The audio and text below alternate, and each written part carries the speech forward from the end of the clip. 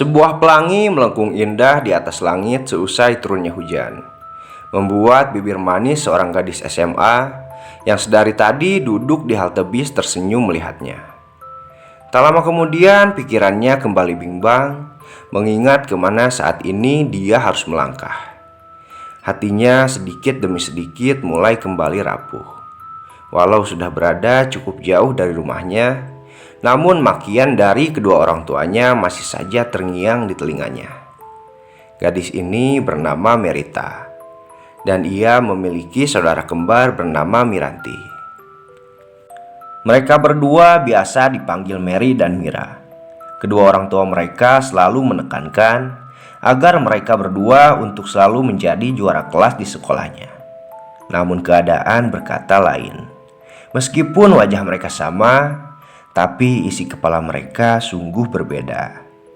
Dan sayangnya, kepintaran lebih memihak kepada adiknya yaitu Mira.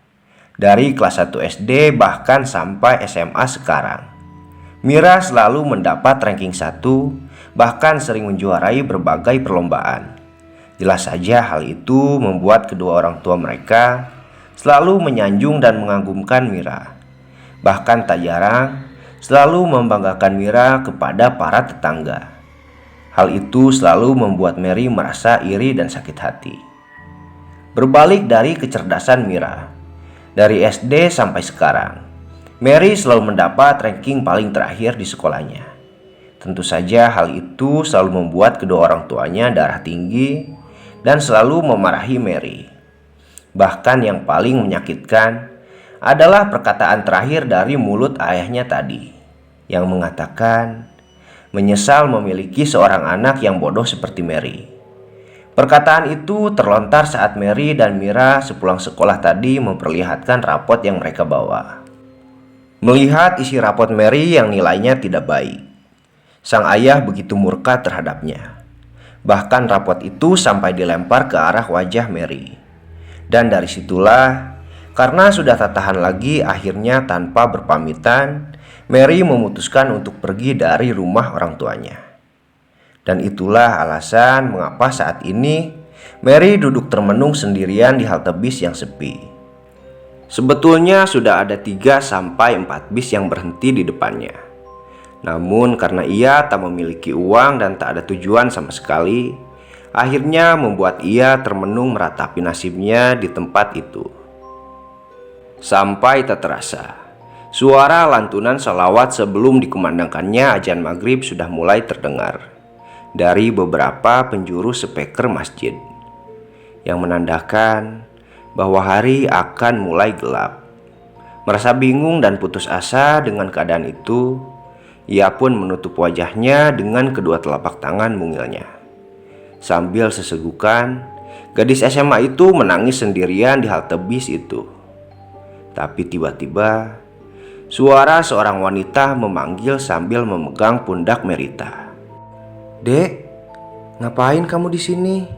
Gak baik loh, udah maghrib kayak gini. Anak gadis kayak kamu berada di luar kayak gini sendirian." Mary pun menoleh sambil mengusap air mata di pipinya. "Boleh ibu duduk di sini, Dek?" ucap seorang wanita paruh baya itu kembali. Mary pun hanya menganggukkan kepala sambil menggeserkan posisi duduknya. Setelah duduk di samping Mary, wanita paruh baya itu kembali bertanya, "Kalau boleh tahu, siapa namamu, Dek? Lalu kenapa jam segini masih menggunakan seragam sekolah dan menangis di sini?" Entah apa yang terjadi, kedatangan sosok wanita paruh baya itu membuat Mary seketika lupa akan masalahnya. Bahkan tanpa disadari, tanpa rasa malu dan tanpa rasa ragu, Mary pun bercerita semua masalah yang ia alami kepada wanita paruh baya itu. "Ya udah, Dek, daripada kamu bingung mau kemana, bagaimana sementara ini kamu tinggal sama ibu aja. Kebetulan ibu juga tinggal sendirian kok di rumah." Merita sedikit terkejut mendengar ajakan wanita itu. Namun ia sedikit bingung dengan nama kampung yang belum pernah ia dengar sebelumnya. Jauh ya Bu dari sini?" Tanya Mary pada wanita itu. Ya lumayan lah, nanti kita naik bis dari sini ya. Ibu juga kebetulan di sini habis nganter sesuatu. Biasalah, disuruh majikan ibu, soalnya ibu kerja jadi pembantu, jawab wanita itu kepada Mary. Apa aku nggak bakal ngerepotin ibu? Apalagi aku kan gak punya uang sama sekali, Bu, jawab Mary kembali. Tentu tidak. Justru ibu senang kalau kamu mau tinggal sama ibu. Jadi ibu ada temen di rumah nanti. Tak ada pilihan lain. Daripada ia harus tidur di jalanan, lebih baik ia menerima ajakan ibu itu. Dan akhirnya pukul 7 malam ada lagi sebuah bis yang berhenti di depan halte itu. Dan akhirnya mereka pun pergi dengan menaiki bis tersebut. Selama di dalam bis, mereka berdua berbincang saling berbagi cerita hidup masing-masing.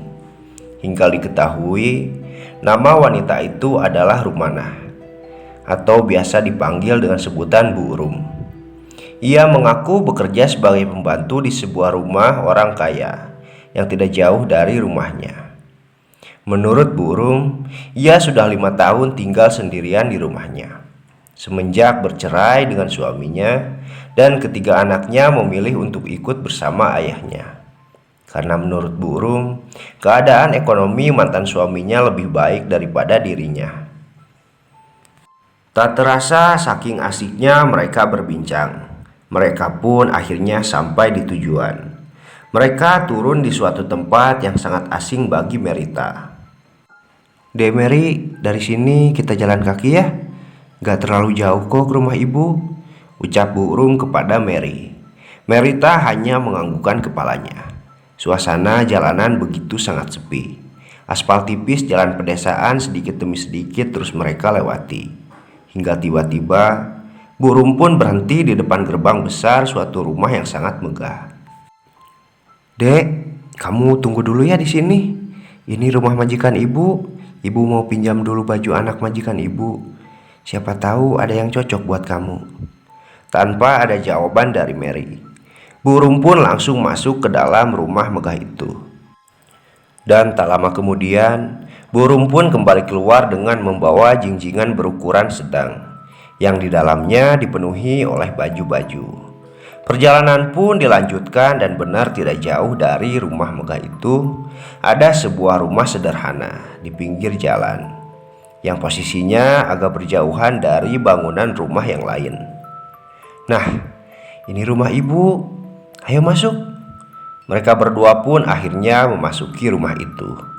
Dan saat pertama kali memasuki rumah itu, tiba-tiba menyeruak bau kemenyan yang benar-benar menusuk ke dalam penciuman Merita. Kenapa deh Mary? Bau kemenyan ya? Maaf ya, soalnya setiap malam ibu biasa bakar kemenyan buat penangkal, ucap jelas Bu Rum pada Merita. Penangkal apa ya Bu maksudnya? Tanya Mary dengan gelagapan. Itu loh, penangkal makhluk gaib. Soalnya di kampung ini hampir seluruh warganya memiliki peliharaan. Ibu lakukan ini buat jaga-jaga aja. Takutnya ada orang yang jahat sama ibu. Kalau untuk sejenis tuyul dan babi ngepet, ibu gak terlalu khawatir. Soalnya apa sih yang mau mereka ambil dari rumah ibu yang kecil ini? Ucap Bu Rum sambil tertawa kecil. Mendengar cerita Bu Rum membuat Merita begitu terkejut. Karena memang baru kali ini ia mendengar ada sebuah kampung yang seperti itu, dan beralaskan tikar yang sudah rapuh. Bu Rum pun menyuruh Merita duduk lalu menyalakan sebuah TV kecil, yang ketika menyala ada beberapa gerakan pelangi dan semut-semut di layar TV itu, yang membuat gambar di dalam TV itu sedikit tidak jelas. Dimaklum ya dek, keadaannya seperti ini, jadi TV-nya kurang jelas untuk ditonton, ucap Bu Rum sambil kembali tertawa. Gak apa-apa Bu, justru Mary terima kasih banget sama ibu udah mau ngajak Mary tinggal di sini, ucap Mary kepada Bu Rum. Burung pun beranjak pergi ke dapur. Dan tak lama kemudian, ia kembali ke rumah sambil membawa nasi dan beberapa lauk pauk sederhana. "Demeri, kita makan dulu ya. Nanti udah makan, kamu ke air, terus ganti pakaiannya." Dan akhirnya mereka berdua pun makan bersama. Seusai makan, Mary pun izin ke kamar mandi untuk membersihkan dirinya. Di kamar mandi, Mary membasuh wajahnya menggunakan sabun pencuci wajah yang kebetulan ada di sana. Saat wajahnya dipenuhi dengan busa yang mengharuskan ia menutup matanya, tiba-tiba dari pojok kamar mandi Mary mendengar ada suara erangan yang begitu sangat berat. Mendengar itu, Mary cepat-cepat mengambil air dari bak untuk membersihkan wajahnya. Dan ketika air sudah membasuh habis sabun di permukaan wajahnya, Mary pun langsung membuka matanya. Dan alangkah terkejutnya dia ketika melihat ada sosok berbulu hitam tebal sedang berdiri menatapnya di pojok kamar mandi. Mata makhluk itu terlihat merah menyala dan giginya mengeluarkan 2 taring besar yang begitu tajam. Saking terkejutnya melihat itu, Mary sampai terjatuh dan langsung berteriak dengan kencang. Namun teriakan itu tak mampu membuat makhluk itu menghilang. Melihat Mary ketakutan, malah semakin membuat makhluk itu berjalan mendekati dirinya. Tangannya yang besar langsung diangkat ke hadapan Mary. Kukunya yang terlihat sangat hitam dan begitu panjang, seolah terlihat ingin mencengkram tubuh mungil Merita. Mary terus berteriak hingga ia pun menangis. Dan saat tangan makhluk itu akan mencekik leher Mary, tiba-tiba pintu kamar mandi terbuka dengan lebar. Dan di ambang pintu itu terlihat burung berdiri tegak menatap tajam ke arah makhluk itu. "Cepat kau pergi dari sini, dan jangan pernah kau sentuh anak itu." Aneh sekali, makhluk menyeramkan itu terlihat sangat ketakutan saat burung berteriak seperti itu. Dan yang lebih aneh lagi, tiba-tiba makhluk hitam itu menghilang begitu saja. Pikiran Mary menjadi berkecambuk heran. Siapa sebenarnya wanita paruh baya bernama Burung ini? Burung langsung membangunkan Mary yang masih terduduk lemas, lalu membawanya ke sebuah kamar yang sepertinya baru saja dirapihkan olehnya. Sambil mendudukkan Mary di atas ranjang, Burung pun berkata, "Demeri, nanti Demeri tidur di sini ya. Kamar ini dulu ditempati oleh anak ibu sewaktu mereka masih tinggal di sini," ucap Burung sambil sedikit menundukkan kepalanya.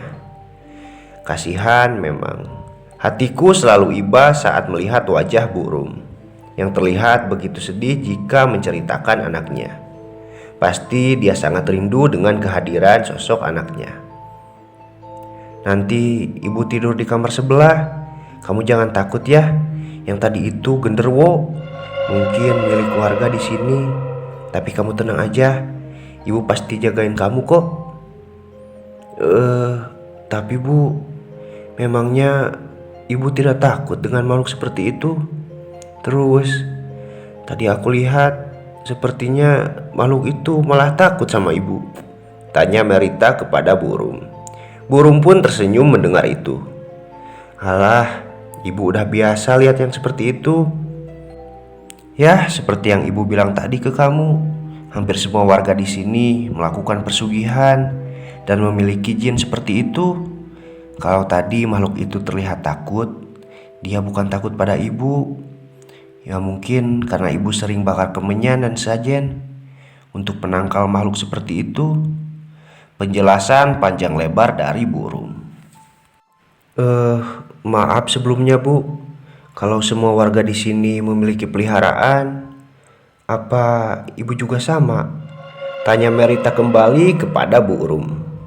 Burung tertawa mendengar itu. "Ya tentu saja tidak, Dek. Ibu tak berani melakukan itu. Ibu tak berani menduakan Sang Pencipta, apalagi harus bersekutu dengan jin atau setan. Ya, meskipun sudah banyak buktinya orang-orang di sini yang mendapatkan kekayaan, tapi ibu tak tergiur. Lebih baik ibu menjadi pembantu saja." Mary pun sedikit lega mendengar penjelasan dari Bu Rum. Bahkan ia sangat bersyukur bisa bertemu dengan orang sebaik Bu Rum. Di malam harinya, saat ia sedang tertidur, samar-samar dia mendengar ada suara wanita yang sedang menangis, yang membuat tidurnya menjadi terganggu. Dan saat ia membuka mata, ternyata benar saja, di ujung tempat tidurnya ada seorang wanita yang duduk membelakanginya sambil menangis. "Bu, ini ibu." "Bu, Bu Rum kenapa menangis di situ, Bu?" tanya Mary sambil mendekatkan dirinya. Namun sangat aneh. Tiba-tiba Mary mencium seperti bau kotoran kambing dari tubuh Bu Rum. Mary pun tak menghiraukannya. Ia terus mendekati Bu Rum yang masih saja menangis. Dan saat Mary memegang pundak Bu Rum, Mary merasa suhu badan Bu Rum begitu sangat panas. "Bu, ibu sakit ya?" Namun saat Mary bertanya seperti itu, tangisan Bu Rum tiba-tiba berubah menjadi suara tawa yang sangat aneh. Mendengar itu Mary sedikit merinding. Dan saat tangannya ditarik dari pundak Bu Rum, tanpa disangka Bu Rum pun ikut menoleh ke arah Mary. Dan betapa terkejutnya Mary ketika ia melihat wajah orang yang di depannya itu bukanlah Bu Rum, melainkan sosok bertubuh manusia namun berkepala kambing.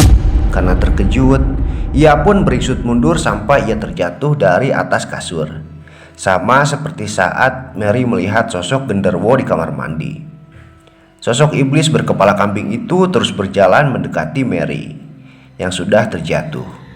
Namun bedanya, kali ini Mary mampu berlari keluar kamar sambil berteriak minta tolong. Hingga akhirnya ia sampai di depan pintu kamar Bu Rum dan langsung menggedor pintu kamar itu. Tak lama kemudian akhirnya Bu Rum pun membuka pintu kamarnya. Mary yang sangat ketakutan hampir saja akan menerobos masuk ke dalam kamar Bu Rum.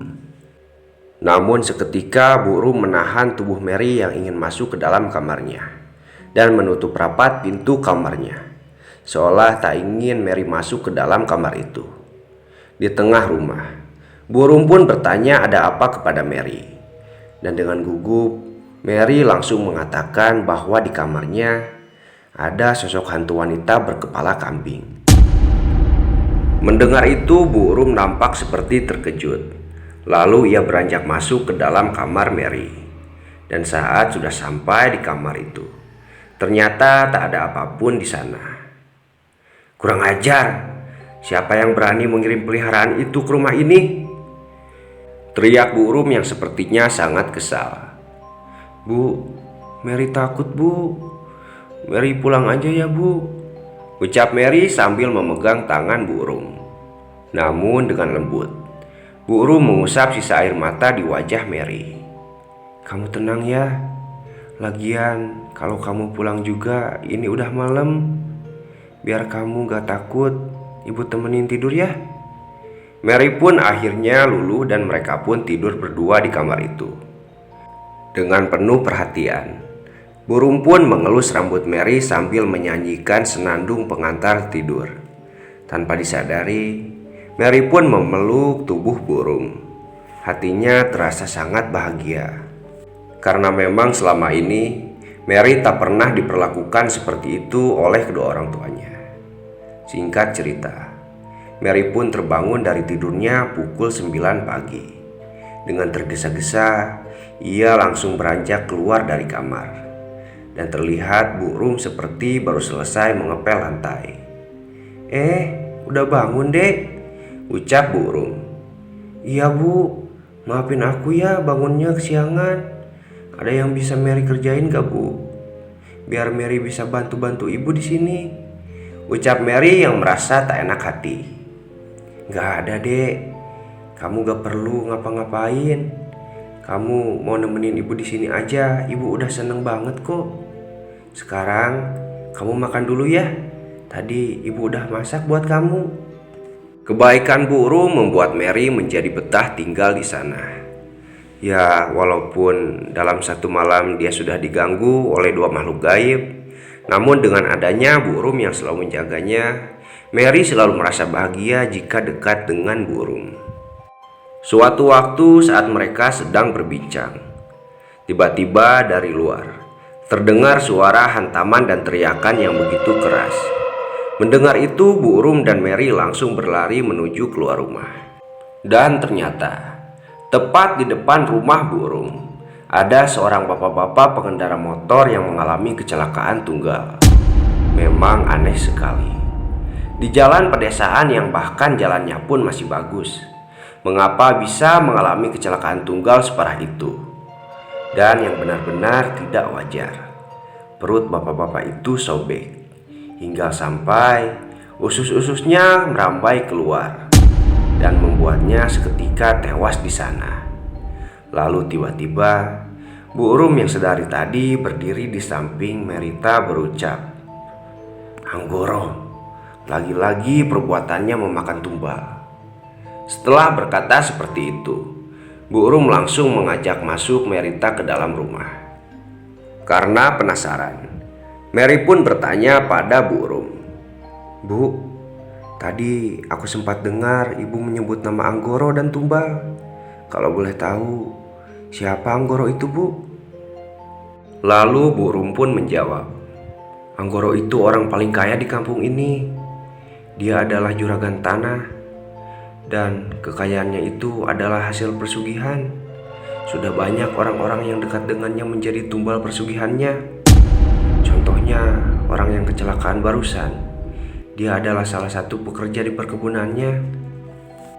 Seusai mereka berbincang, burung pun pamit pada Mary untuk pergi bekerja ke rumah majikannya. Setelah ditinggal oleh burung, Mary merasa bosan berdiam diri sendirian di rumah itu. Dan ia pun memutuskan untuk berjalan-jalan sebentar di kampung itu. Saat sedang berjalan, Mary melihat ada sebuah perkebunan teh yang sangat luas. Berpikir akan mendapat suasana yang sejuk jika berdiam diri di tengah perkebunan tersebut. Akhirnya, ia pun beranjak pergi ke sana. Dan benar saja, setelah ia duduk di tengah-tengah perkebunan tersebut, semilir angin sejuk mulai terasa menyentuh tubuhnya. Namun saat sedang menikmati sejuknya alam, tiba-tiba ada suara seseorang yang memanggilnya. "Neng, sedang apa di sini? Neng, orang baru ya?" Penampilan pria yang mungkin usianya sekitar 40 atau 50 tahunan, terlihat sangat rapi. Ia menggunakan kemeja yang dimasukkan ke dalam celananya, dan di kepalanya terpajang sebuah topi koboi. Iya Pak, saya tinggal di rumah burung," jawab Merita. "Burung? Maksud kamu rumah mana?" Mary pun menganggukkan kepalanya. Lalu pria itu kembali berbicara. "Perkenalkan, saya Anggoro. Dan saya sarankan sebaiknya kamu segera pergi dari rumah itu." Mary pun sedikit tersentak mendengar ucapan pria itu, seolah-olah dirinya sedang mengancam Mary. Dan bukan hanya itu, Mary pun sempat terdiam saat mengetahui nama pria itu adalah Anggoro. Ia sangat ingat betul perkataan dari burung yang mengatakan kalau Anggoro ini adalah orang jahat yang melakukan persugihan. Karena takut, Mary pun langsung beranjak pergi dari tempat itu. "Permisi Pak, saya harus pulang," ucapnya sambil berlari kecil meninggalkan Anggoro. Di perjalanan pulang, langit sudah mulai terlihat mendung, hingga gerimis pun turun menuntun langkah kaki Mary menuju rumah burung. Dan untunglah, saat hujan mulai deras, Mary sudah lebih dulu sampai di rumah burung. Dan ternyata burung belum pulang ke rumahnya. Dan Mary pun lupa bertanya jam berapa burung biasanya pulang ke rumah. Namun saat ia sedang duduk di atas tikar, tiba-tiba Mary dikejutkan dengan suara gedoran pintu dari kamar burung. Berpikir burung sudah pulang dan ada di kamarnya, Mary pun akhirnya mendekatkan diri ke arah pintu kamar burung. "Bu, "Ibu udah pulang?" tanya Mary dari balik pintu kamar Bu Urum. Namun ia tak berani menggedor pintu kamarnya. Berulang kali Mary bertanya seperti itu, namun tetap saja tak ada jawaban. Namun tiba-tiba dari kamar Bu Urum terdengar suara erangan berat yang sepertinya pernah Mary dengar sebelumnya. Iya, itu adalah suara genderuwo yang saat itu mengganggunya di kamar mandi. Jantung Mary mulai berdetak dengan kencang. Ia takut genderuwo itu akan keluar kamar dan mengganggu dirinya kembali. Dan sial, saat itu ia malah ingin buang air kecil. Semenjak ia diganggu genderuwo di kamar mandi, ia menjadi sedikit agak trauma jika pergi ke kamar mandi itu kembali. Namun apa daya, karena sudah tak tahan, ia pun terpaksa kembali ke kamar mandi itu. Selama di kamar mandi, matanya terus mengedarkan pandangan ke arah setiap penjuru kamar mandi di sana. Dia takut ada sosok menyeramkan yang sedang memperhatikannya. Namun syukurlah, sampai ia selesai buang air kecil, ia tak mendapatkan gangguan apapun. Namun meskipun begitu, ia tetap keluar kamar mandi itu dengan tergesa-gesa, karena ia merasa sangat merinding jika berada lama-lama di dalam kamar mandi itu. Dan saat sampai di tengah rumah, Mary langsung dibuat terkejut begitu melihat Bu Urum sudah duduk di sana sambil menonton televisi. "Loh, ibu kapan pulangnya? Kok aku gak dengar ibu buka pintu?" tanya Mary sambil duduk di samping Bu Urum. Namun Bu Urum saat itu terlihat berbeda. Wajahnya terlihat datar dan menjawab pertanyaan Mary sambil terus menatap fokus ke arah TV. "Udah lama, Dek," jawab Bu Urum. Mary yang melihat sikap datar Bu Urum pun merasa ada yang aneh. Dan tiba-tiba, dalam kesepian di tengah derasnya hujan, Bu Urum yang sedari tadi bersikap datar tiba-tiba dia berkata, "Persiapkan diri kamu untuk bulan purnama nanti, karena seseorang telah menggadaikan nyawamu dengan harta." Mendengar itu jelas membuat Mary terkejut. Sambil menjauh dari Bu Urum, Mary pun bertanya, Maksud ibu apa, Bu?" Melihat Mary yang ketakutan, Bu Urum pun tiba-tiba merangkak mendekati tubuh Mary. Lalu Bu Urum pun menjulurkan lidahnya yang begitu sangat panjang. Dan entah bagaimana caranya, Bu Urum seketika berubah menjadi sosok manusia berkepala kambing. Melihat perubahan itu, sontak saja Mary langsung berteriak sekencang-kencangnya, lalu ia bangkit dari rumah itu berlari menuju keluar rumah. Saat membuka pintu, ternyata Mary melihat ada Bu Urum yang sepertinya baru pulang. Melihat Mary yang terperangah dengan napas yang ngos-ngosan, Bu Urum pun langsung menghampiri Mary yang masih terlihat kebingungan sambil berdiri di ambang pintu. "Dek, kamu kenapa?" tanya Bu Urum. Itu Bu, hantu kepala kambing itu datang lagi," jawab Mary dengan gugup. Tanpa menjawab apapun, Bu Urum langsung masuk ke dalam rumah dan mengecek seluruh penjuru rumahnya.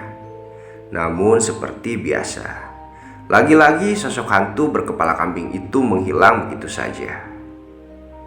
"Dek, sepertinya Anggoro mengincar nyawa kamu."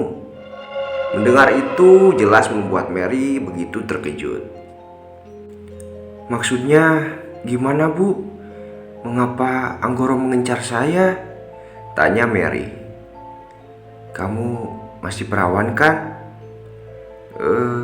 Iya, Bu," jawab Mary. "Nah, itulah alasannya mengapa dia mengincar kamu. Karena jika yang dia tumpalkan darah perawan, maka dia tidak perlu memberikan tumbal selama 1 tahun," ucap Bu Urum sambil duduk di atas tikar. "Tapi bagaimana Anggoro bisa tahu kalau aku masih perawan, Bu?" tanya Mary sambil duduk di dekat Bu Urum. Anggoro itu bukan orang biasa, Dek. Peliharaan miliknya bisa dengan mudah melakukan hal-hal di luar nalar manusia. Kalau begitu, aku pengen pulang aja, Bu. Aku takut kalau memang seperti itu, ucap Mary sedikit memohon pada burung. Percuma, Dek. Mau dimanapun kamu berada, jin milik Anggoro sudah menandai kamu. Maka sekalipun kamu keluar negeri, semua peliharaannya pasti bisa mengejar kamu. Jadi, aku harus bagaimana, Bu?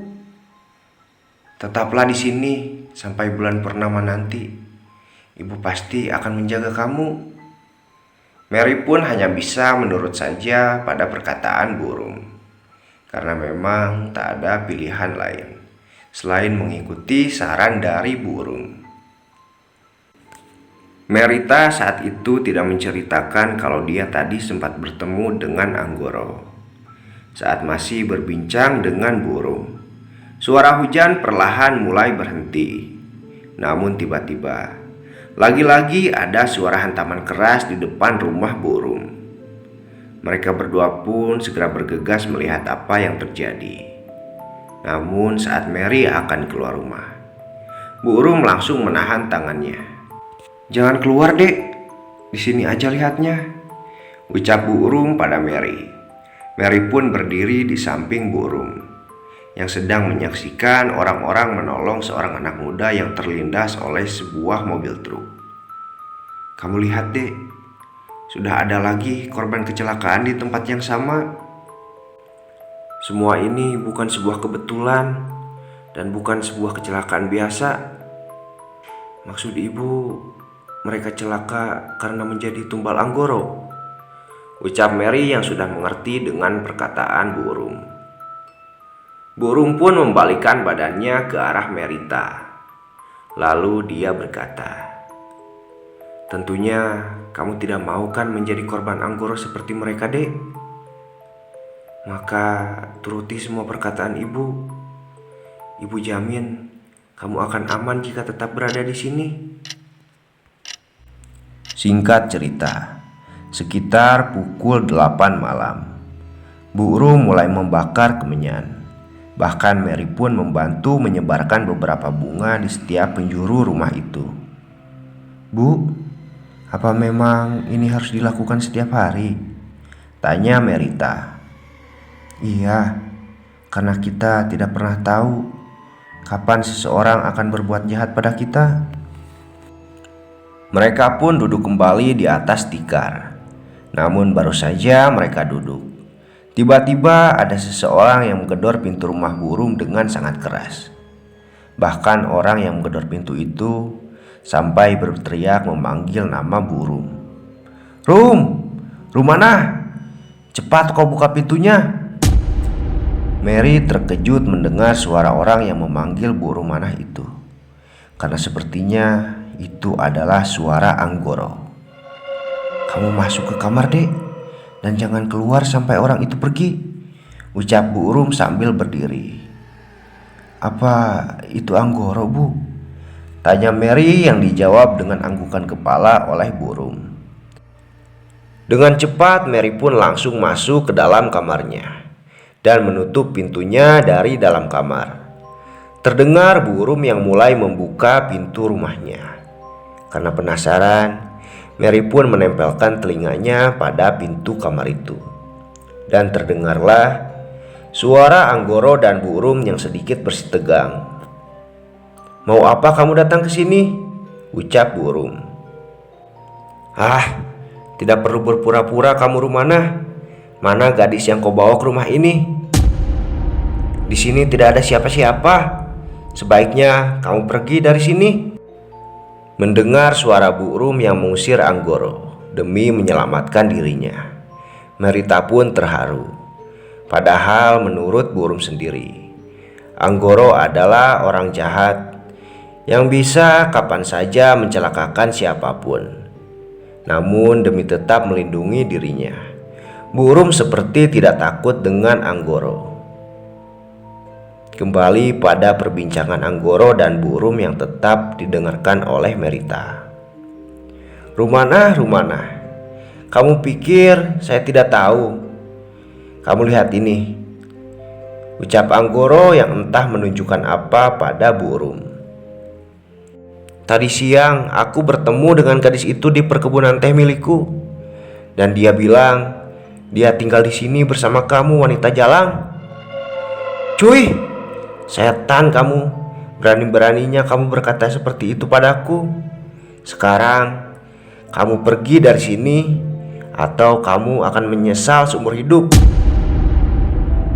Merita terkejut mendengar ucapan burung itu. Tidak dia sangka, burung yang hanya seorang pembantu berani mengancam Anggoro yang memiliki peliharaan, yang mungkin jika dia mau, dia bisa kapan saja menyuruh peliharaannya untuk membunuh burung. Baik, saya akan pergi sekarang juga. Tapi kamu ingat, jika besok kamu belum menyerahkan gadis itu padaku, jangan salahkan aku jika semua warga di kampung ini akan mengambil paksa gadis itu darimu. Sebuah kalimat yang membuat Mary tersentak.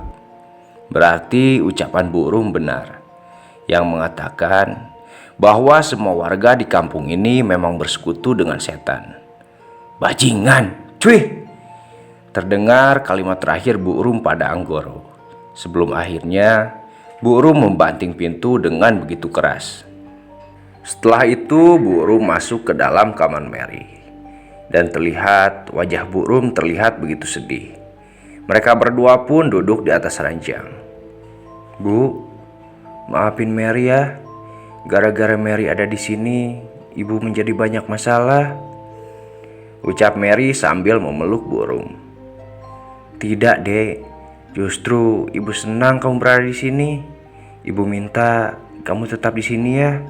Ibu gak mau kamu kemana-mana. Akhirnya mereka pun tidur berdua di kamar itu. Dan di dalam tidur Mary, ia mengalami sebuah mimpi yang terasa begitu nyata.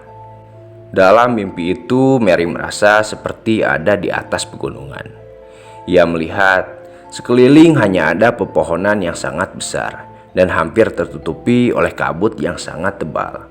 Lalu tiba-tiba dari balik kabut muncul seekor kambing yang sangat besar. Suara kambing itu pun begitu keras, sampai-sampai membuat telinga Mary terasa begitu sakit. Namun anehnya, kambing itu hanya terdiam sambil menatap Mary dengan matanya yang berwarna merah. Lalu saat ia sedang bertatapan dengan kambing itu, dari arah belakang ia mendengar suara manusia yang merintih kesakitan sambil meminta tolong. Dan saat ia membalikkan badannya ke arah suara orang yang meminta tolong itu, ia dibuat terkejut ketika melihat sosok genderuwo yang pernah ia temui sedang menggusur dua orang manusia menggunakan rantai. Dan yang tak kalah mengejutkan, dua orang itu ternyata adalah dua orang yang sama-sama mengalami kecelakaan di depan rumah Bu Rumana. Lalu dengan kasarnya, genderuwo itu melempar dua orang itu ke hadapan kambing itu, yang kini telah berubah menjadi manusia berkepala kambing. Dan dengan rakusnya, manusia berkepala kambing itu menggerogoti badan dua orang itu sampai tak tersisa. Dan akhirnya Mary pun terbangun dari mimpi buruk itu. Namun ternyata burung yang tadi tidur di sampingnya kini sudah tak ada di sana. Lalu Mary pun keluar dari kamarnya bermaksud untuk mencari burung. Dan setelah berada di tengah rumah, Mary melihat pintu kamar burung sedikit terbuka. Niat hati ingin mengintip isi kamar itu yang tak pernah diizinkan masuk oleh burung ke dalamnya. Mary malah tersandung tikar yang sudah bolong. Alhasil, ia pun terjatuh sampai menabrak pintu kamar burung, hingga kamar itu terbuka dengan sangat lebar. Disitulah Mary begitu terkejut ketika melihat isi kamar itu dipenuhi dengan lilin, dan bahkan tak ada kasur di sana. Berbagai pernak-pernik perdukunan bahkan terpajang jelas di kamar itu. Dan yang membuat Mary merasa aneh, di situ ada burung yang sedang bersujud pada sebuah kotak berukuran besar yang ditutupi oleh kain berwarna merah. Bu Rum pun langsung berdiri dari sujudnya. Dan untuk pertama kalinya, Bu Rum yang selalu ramah dan lembut kepada Mary, saat itu wajahnya terlihat begitu garang dan langsung membentak Mary sambil menggusurnya keluar dari kamar. Sambil terus memarahi Mary, tangan Bu Rum terus mencekam sebelah tangan Mary sampai tak sadar kuku Bu Rum melukai tangan Mary. "Bu, sakit bu, maafin Mary bu," ucap Mary. "Sudah berapa kali aku bilang, jangan pernah masuk ke kamarku." Setelah itu Bu Rum menggiring lalu mendorong masuk Mary ke kamarnya sambil menahan rasa perih di tangannya. Mary terus menangis. Ia tak menyangka Bu Rumana bisa berbuat kasar kepadanya. Namun tak lama kemudian, Bu Rumana kembali masuk ke dalam kamar dengan membawa obat merah dan Hansaplast. Bu Rum duduk di samping Mary dan kini sikapnya mulai berubah 360 derajat. Sikap baik lembutnya kembali ditunjukkan kepada Merita. "Dek, maafin ibu ya. Ibu udah kasar sama kamu. Semua ini ibu lakukan demi kebaikan dan keselamatan kamu," ucap Bu Rum sambil mengobati tangan Mary. Lalu Mary pun bertanya kepada Bu Rum, "Bu, ibu bilang semua warga di kampung ini melakukan persugihan. Apa ibu juga melakukannya?" "Mana mungkin ibu berani melakukan itu, Dek. Kalau ibu melakukannya, mungkin sekarang ibu tidak akan menjadi pembantu dan tinggal di rumah butut seperti ini," jawab Bu Rum. "Lalu yang aku lihat di kamar ibu..." Belum selesai berkata, Bu Rum langsung memotongnya. "Asal kamu tahu ya, ibu menyiapkan semua itu untuk menyelamatkan kamu. Kamu dengar sendiri kan, Anggoro dan warga di sini menginginkan kamu untuk dijadikan tumbal. Jadi, ibu melakukan ritual itu untuk menangkal makhluk-makhluk yang akan masuk ke rumah ini." Mary hanya terdiam tanpa tahu harus berbuat apa. "Besok adalah malam purnama. Jadi besok kamu harus ikut ritual bersama ibu untuk menangkal serangan Anggoro dan warga lainnya," ucap Bu Rumana kepada Mary. Dan Mary pun hanya terdiam saja. Ia tidak tahu harus melakukan apa. Keesokan harinya, Mary pun kembali terbangun dari tidurnya. Ia melihat jam ternyata sudah menunjukkan pukul 11 dan Bu Rum sudah tak ada di rumahnya. Akibat kejadian semalam, Mary menjadi merasa ragu terhadap Bu Rum, hingga ia pun memutuskan untuk keluar dari rumah itu. Namun ketika akan keluar, ternyata semua pintu di rumah itu sudah terkunci. Disitulah perasaan Mary mulai diambang kebingungan terhadap alasan Bu Rum mengunci semua pintu di rumahnya. Apakah Bu Rum takut Mary melarikan diri, atau Bu Rum takut Anggoro dan warga lainnya akan masuk untuk menculik Mary? Di dalam kebingungannya, Mary kembali penasaran dengan isi kamar Bu Rum. Dan alangkah beruntungnya ketika ia melihat kunci kamar Bu Rum masih tergantung di lubang pintunya. Mungkin saja Bu Rum lupa mencabutnya. Walau takut dimarahi oleh Bu Rum, namun rasa penasarannya membuat ia memberanikan diri untuk memasuki kamar itu. Dengan perlahan Mary membuka pintu kamar itu. Lalu ia pun masuk dengan langkah yang gemetar. Dan seperti yang kujelaskan di awal, berbagai pernak-pernik perdukunan masih saja terpajang di kamar itu. Namun yang membuat Mary benar-benar penasaran adalah sebuah kotak yang tertutup kain merah yang semalam disujudi oleh Bu Rum. Tanpa pikir panjang lagi, ia pun langsung membuka penutup kotak itu. Dan betapa syoknya Merita ketika ia melihat isi dalam kotak itu adalah potongan kepala kambing yang sepertinya baru saja disirami oleh darah. Apa yang sebenarnya dilakukan oleh Bu Rum ini? Seketika jantung Mary berdetak dengan begitu kencang ketika melihat potongan kepala kambing itu. Tapi dengan cepat ia menutup kembali potongan kepala kambing itu. Namun saat sebelum menutupnya, tiba-tiba mata kambing yang awalnya terpejam seketika terbuka dan menatap ke arah Mary. Jelas saja membuat Mary terkejut. Walau takut, ia tetap menutupi kembali kotak itu dengan kain merah agar Bu Rum tidak curiga terhadapnya. Mary pun langsung berlari keluar kamar, lalu mengunci kembali pintu kamar itu. Perasaannya kini mulai benar-benar diliputi kepanikan. Kepercayaannya kepada Bu Rumana semakin meragu. Tak percaya dengan siapapun, Mary pun mengambil sebuah gelas dan berniat memecahkan jendela rumah itu untuk kabur. Namun ketika akan melemparnya dari balik jendela, ia malah melihat Anggoro sedang berdiri agak jauh di depan rumah Bu Rum. Terlihat Anggoro memegang sebuah kertas, lalu ia seperti menghubungi seseorang. Cukup lama Anggoro berada di sana, hingga niatnya pun harus Mary urungkan. Ia takut ketika lolos dari rumah Bu Rum, ia malah ditangkap oleh Anggoro dan dijadikan tumbal. Kini ia benar-benar bingung.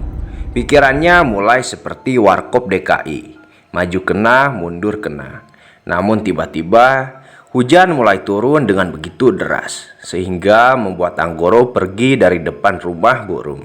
Melihat Anggoro pergi, Mary pun kembali melanjutkan niatnya untuk memecahkan kaca untuk keluar dari rumah itu. Ia tak peduli walau harus menembus derasnya hujan. Namun saat akan melempar gelas, tiba-tiba dari arah belakang ada yang menahan gerakan tangannya yang akan melemparkan gelas itu. Bagaimana ia tidak terkejut? Jelas-jelas ia berada sendirian di rumah itu. Lalu mengapa ada sebuah tangan yang menahannya? Sebelum menoleh, ia mendengar suara erangan genderuwo itu di belakang tubuhnya. Dan benar saja, ketika ia melihat ke arah belakang, ia langsung dibuat pingsan ketika sosok genderuwo itu menamparnya dengan begitu keras.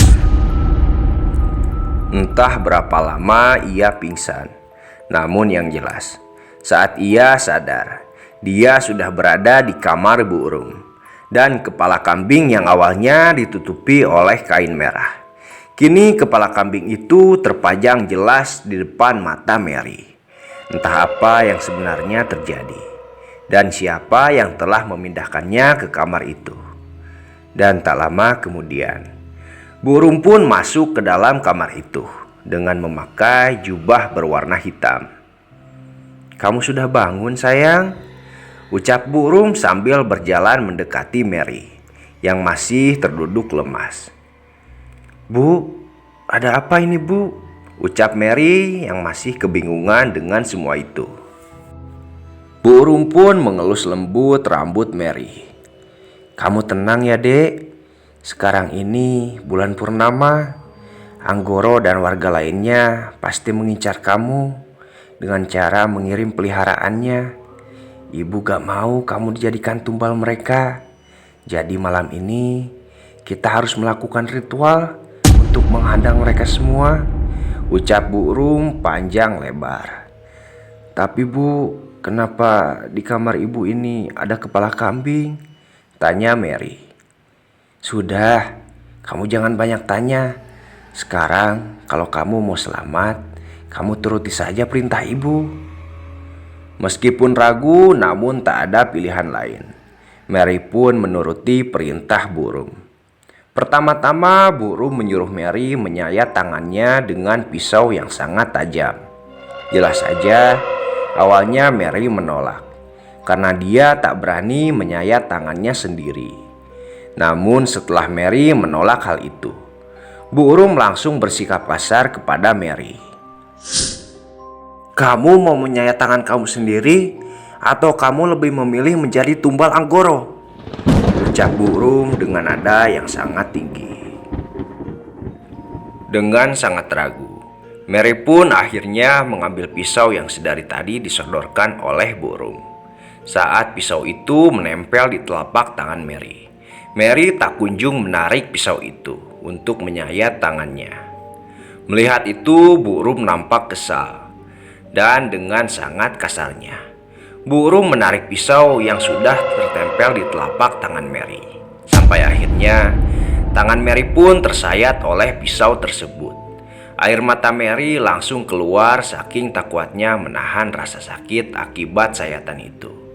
Apalagi ketika melihat darah yang begitu banyak keluar dari telapak tangannya.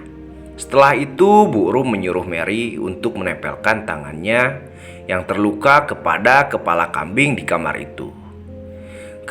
Kenapa harus ditempelkan kepada kepala kambing itu, Bu? Tanya Mary. Burung pun menjawab, "Iya, karena ini ritual. Jika kamu menempelkan darah itu dari tanganmu ke kepala kambing itu, maka sosok penghuni kepala kambing inilah yang akan menyelamatkan kamu dari serangan Anggoro." "Tapi Bu, kepala kambing ini sama persis dengan kepala kambing yang selalu menghantui aku, Bu," ucap Mary. "Sayang, kamu ragu dengan ibu. Selama kamu di sini, ibu menganggap kamu sebagai anak ibu sendiri. Jadi mana mungkin ibu mau mencelakakan kamu?" Mendengar itu, hati Mary sedikit luluh. Karena memang selama dia tinggal bersama burung, dia selalu diperlakukan dengan baik oleh burung. Dan tanpa bertanya lagi, Mary pun langsung menempelkan telapak tangannya yang terluka kepada kepala kambing itu. Melihat itu, burung tersenyum pada Mary. "Gak ada yang harus kamu takutkan lagi, Dek. Ibu melakukan ini karena ibu sayang sama kamu. Sekarang, kamu harus tetap memegang kepala kambing ini sampai ibu kembali ke sini." "Jadi, aku harus sendirian di sini, Bu?" tanya Mary. "Iya, karena ini ritual kamu. Dan awas, jangan pernah lepaskan tangan kamu dari kepala kambing ini." Dan saat burung akan melangkah pergi, meninggalkan Mary sendirian, tiba-tiba terdengar suara Anggoro dan warga yang meneriaki burung agar ia membuka pintunya. "Sialan, kamu lihat, mereka semua ingin menjadikanmu tumbal. Jadi tetaplah pegang kepala kambing itu apapun yang terjadi. Dan ini, jika nanti Anggoro atau siapapun mendekati kamu, jangan ragu. Kamu tusuk saja mereka dengan pisau ini," ucap burung sambil memberikan pisau tajam kepada Mary. "Tapi aku harus memegang kepala kambing ini sampai kapan, Bu?" tanya Mary. "Pegang saja sampai ada makhluk yang datang ke sini untuk menyelamatkan kamu," ucap burung sambil tertawa lalu melangkah pergi meninggalkan Mary. Dan setelah burung keluar dari kamar itu, semua lilin yang awalnya menyala, tiba-tiba semua lilin itu mendadak mati, hingga keadaan di kamar itu menjadi sangat gelap. Teriakan Anggoro dan semua warga masih terdengar dengan begitu jelas. Bahkan sepertinya mereka semua membuka paksa pintu rumah burung. Merita sangat ketakutan. Apa jadinya jika Anggoro dan warga menemukannya sebelum ritual itu berhasil? Dan kini suara Anggoro sudah terdengar ada di dalam rumah. Mary hanya bisa berharap ritual yang ia lakukan segera selesai. Namun tiba-tiba di dalam kegelapan, mata kepala kambing itu melotot dengan warna yang sangat merah. Karena terkejut, ia pun sampai berteriak. Namun ia tak melepaskan tangannya dari kepala kambing itu. Namun sayangnya, akibat teriakan itu, Anggoro dan semua warga menjadi tahu di mana letak keberadaan Merita. Jantung Mary mulai semakin berdebar dengan kencang. Dan anehnya, badannya pun terasa menjadi sangat lemas. Ditambah lagi, suara gagang pintu mulai ada yang mencoba membukanya. Namun sepertinya Bu Rum sudah mengunci pintu itu dari luar. Dan kalian tahu apa yang dilakukan oleh mereka. Tentu saja mereka semua kembali mendobrak pintu itu, sehingga posisi Mary kini diketahui oleh Anggoro dan warga lainnya. Setelah pintu itu berhasil didobrak, Anggoro langsung berteriak kepada Mary. "Mary, cepat lepaskan tanganmu dari kambing itu," ucap Anggoro sambil berjalan mendekati Mary. Namun setelah Anggoro tepat berada di depannya, Mary tanpa ragu langsung menggoreskan pisau yang dipegangnya pada dada Anggoro. "Cepat kalian pergi dari sini. Jangan pernah kalian macam-macam dengan aku dan Bu Rum," ucap Mary sambil menodongkan pisau itu ke arah warga. Sambil memegang dadanya yang terluka, Anggoro pun berkata, "Kedatangan kami ke sini untuk menyelamatkan kamu, Nak." Namun Mary pun menjawab, "Tidak perlu bersandiwara lagi kamu, Anggoro. Aku tahu semua kebusukan kalian, dan aku lebih baik memilih mati daripada jadi tumbal kalian." Dan tanpa disadari, salah satu warga sedari tadi mencari stop kontak di kamar itu. Dan setelah menemukannya, orang itu langsung menyalakan lampu di kamar itu. Dan terlihatlah wajah Mary sangat begitu pucat. Bahkan matanya pun sedikit menyipit, seperti orang yang sangat lemas. "Sudah, berhenti Mary, cepat lepaskan tanganmu itu. Kamu jangan mau dibodohi oleh wanita jalang itu. Kalau kamu terus memegang kepala kambing itu, kamu bisa mati, karena kepala kambing itu menyerap darah dari tubuh kamu," ucap Anggoro kembali. Dan setelah Anggoro berkata seperti itu, tiba-tiba kedua orang tua Mary muncul ke hadapannya. "Mary, apa yang dikatakan oleh Anggoro benar. Kamu sudah ditipu oleh wanita yang mengajakmu itu. Justru dialah yang selama ini melakukan persugihan, bukan warga di kampung ini," ucap ayah Mary meyakinkan dirinya. Mendengar orang tuanya yang berkata seperti itu, akhirnya Mary mau melepaskan tangannya dari kepala kambing itu. Namun anehnya, tangannya tidak bisa dilepaskan dari kepala kambing itu. Semakin ditarik, tangannya malah semakin menempel di kepala kambing itu. "Ayah, tangan aku gak bisa dilepasin, Ayah," ucap Mary yang mulai histeris. Beberapa orang warga membantu melepaskan tangannya, namun ketika memegang kepala kambing itu, kepala itu terasa begitu panas, sampai membuat tangan orang yang memegangnya menjadi meleleh. Dan untungnya, tidak lama kemudian, datanglah seorang ustadz di kampung itu. Entah doa apa yang dibacakan, namun kepala kambing itu langsung bisa berbicara seperti manusia. "Kalian jangan menggangguku.